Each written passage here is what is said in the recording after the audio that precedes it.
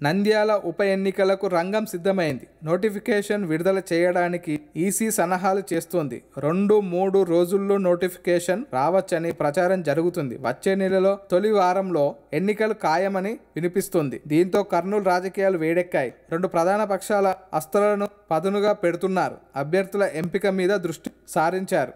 రాష్ట్రపతి ఎన్నికలు నిర్వహించాల్సి ఉన్నందున ఖాళీ సీట్లన్నీ భర్తీ చేయాల్సి ఉంది. దీంతో భూమా నాగిరెడ్డి మరణంతో ఖాళీ అయిన నంద్యాల ఎన్నికలు కావాలని దానికి తగ్గట్టుగా ఈసీ రంగం సిద్ధం చేయడంతో ఈ వారంలోనే నోటిఫికేషన్ రాబోతుంది.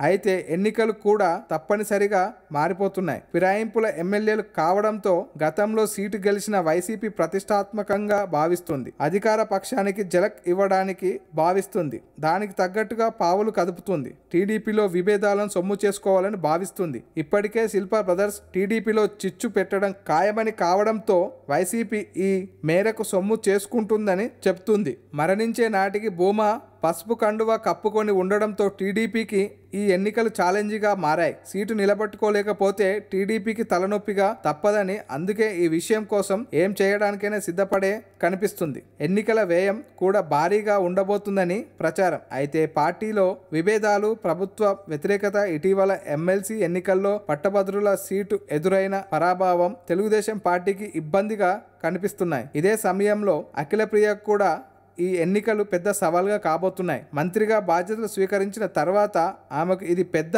పరీక్ష కాబోతుంది. ఎవరు గెలుస్తారు, ఎవరి వ్యూహం ఫలిస్తుంది, అభ్యర్థుల ఎంపిక మీద ఆధారపడి ఉండబోతుంది అని భూమా కుటుంబం నుంచి వారసులు ఎవరు ఉనికిని చాటేది ఎవరని ఆసక్తికరంగా మారింది.